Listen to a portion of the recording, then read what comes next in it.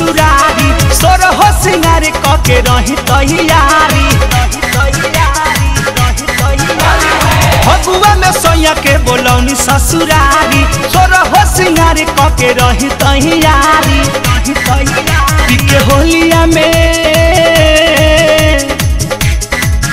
पिके होलिया में दारू भट्टी खाना त गिरल बासा जाना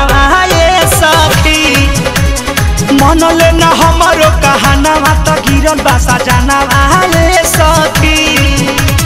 फगुआ में सोया के बोलौनी ससुरारी सोर हो सिंगारी कके रही तैयारी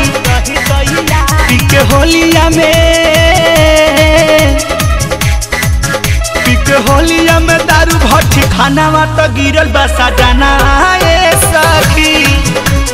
मन लेना हमारो कहाना त गिरल बासा जाना ये सखी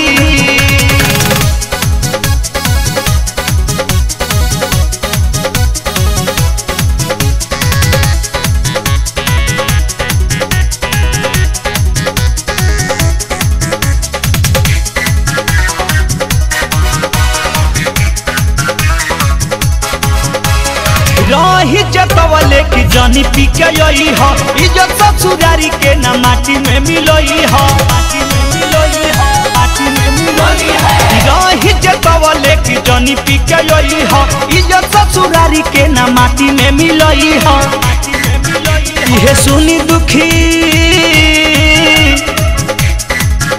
इहे सुनी दुखी भइल बाटे माना त गिरल बासा जाना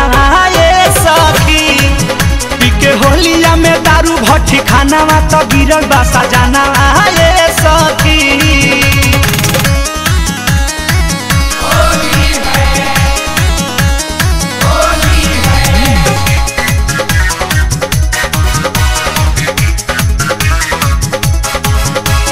सोया खातिर रहियो स्पेशल हो बनैले ताको तनिया सारा अभी लेना आइले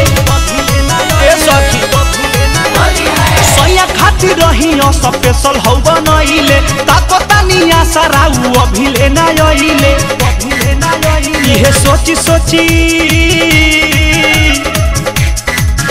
इहे सोची सोची बढ़े धड़कना त गिरल बासा जाना ये सखी पिके होलिया में दारू भट्टी खाना त गिरल बासा जाना ये सखी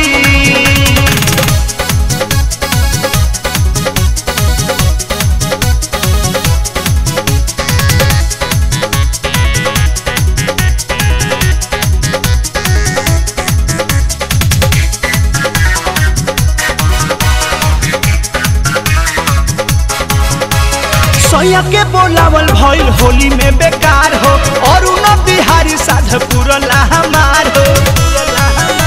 बुझल सखी सोया के बोलावल भइल होली में बेकार हो और उन बिहारी साध पुरला हमार हो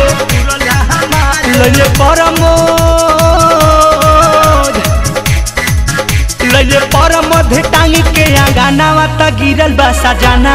ये सखी पिके होलिया में दारू भट्टी खाना त गिरल बासा जाना